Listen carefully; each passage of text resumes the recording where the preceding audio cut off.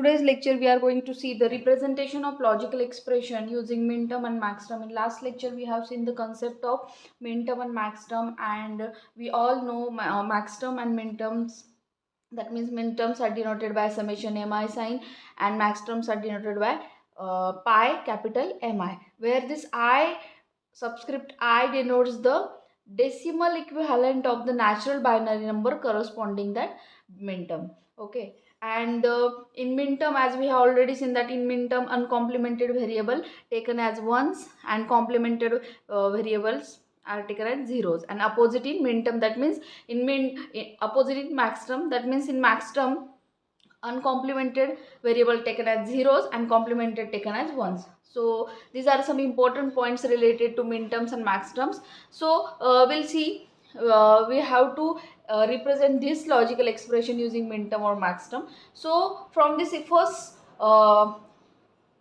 see this equation is clearly a SOP equation, that means sum of product. So this is SOP form, and also it is a standard SOP form because in this expression three literals are there, A, B, C, and in all the terms all the literals are present in the expression. That means it is a standard SOP form. So as we all know that SOP form is represented using the minterms, correct? So now how we can express this expression? So see the expression, in that first you have to write the binary equivalent number of the each term. So for this term the binary equivalent is, as I have already told you, in terms of minterms we have uncomplemented variables are taken as 1. So all are uncomplemented, so we have to taken this 1 1 1.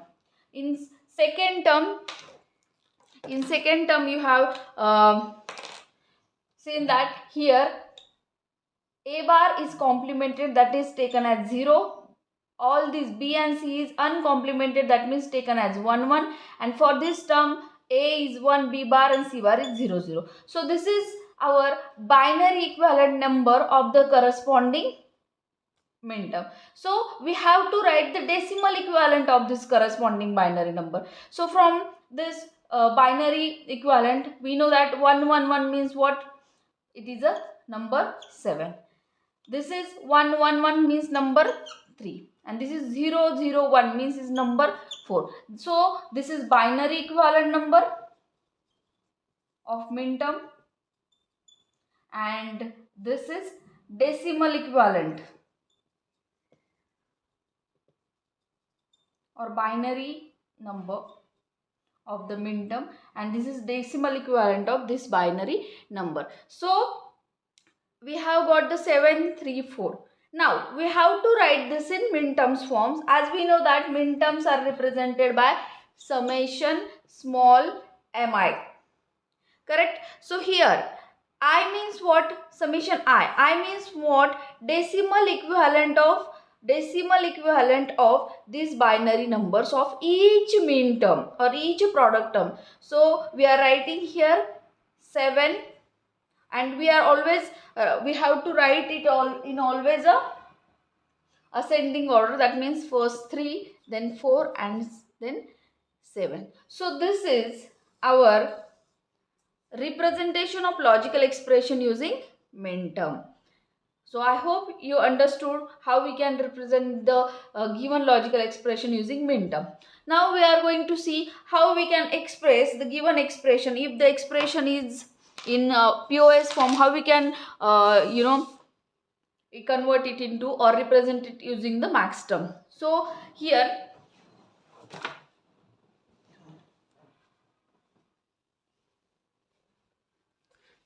we are going to take the second example of the POS form.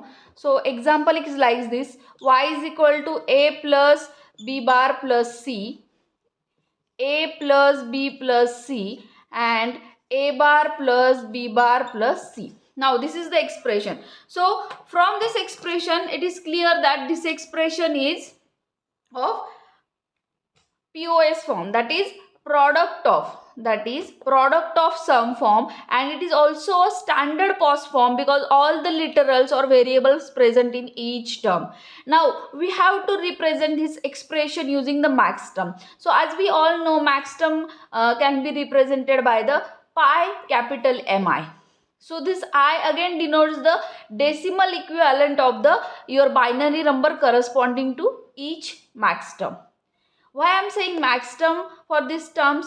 Because these terms in the POS form, each term in the POS form is a max term.